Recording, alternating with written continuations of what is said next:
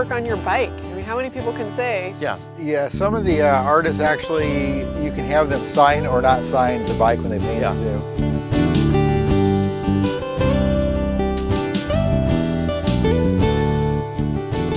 So Brian, being an artist, I mean, do you see things that really trip your trigger so you can go home and do some artwork? Or? Yeah, I do. In fact, that's one of the things. If I'm not going out with friends on gravel roads and riding with them, where the pace is faster, you're not really looking, I'll go out by myself, and I'll take a camera along, or else I'll just take my iPhone along.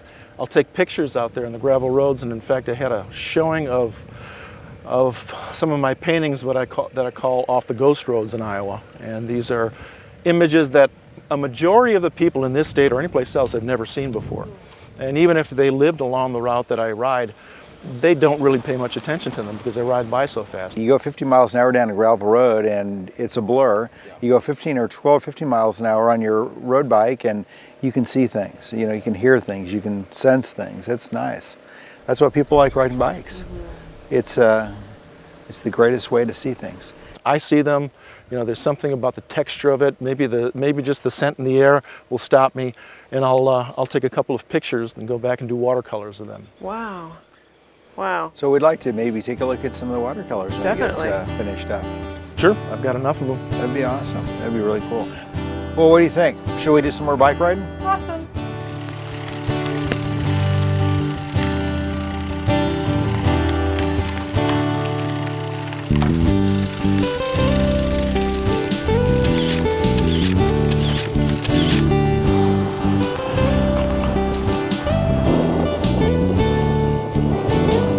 Yeah, this is a beautiful ranch. It's such a lovely setting here, and it's used for bringing in underprivileged kids and teaching them a lot of life skills through the responsibility of, you know, horsemanship.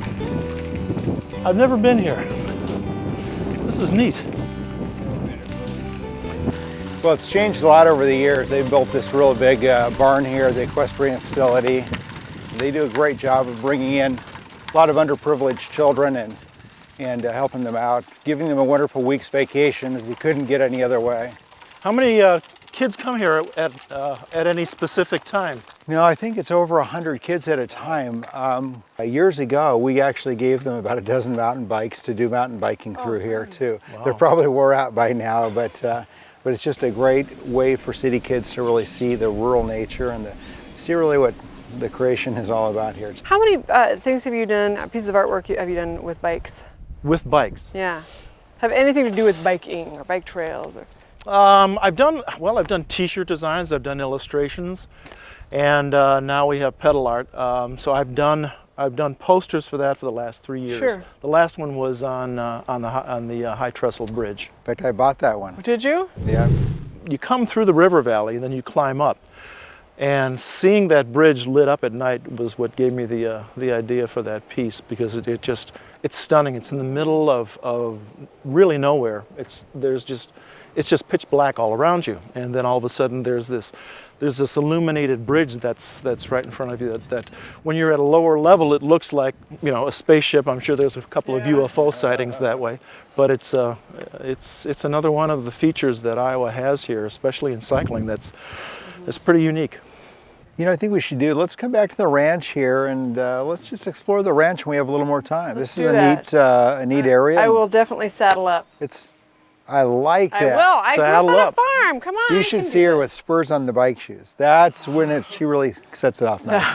That would be willing to. Do you sell those things? Yeah. Titanium, right? Titanium Carbon fiber spurs. too? I like it. Yes. All right, guys. Well, it's a great day. Let's go head back and get some lunch and see if we can find some pie.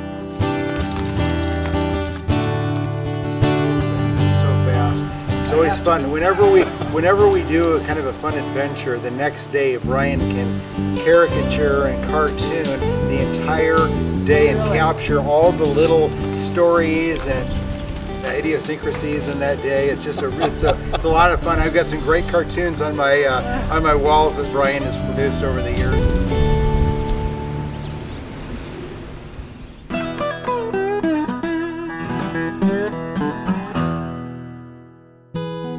Hey Brian, thanks for inviting us to your new studio. Yeah, We're this is great. excited to see it. It's really beautiful. What a great setting.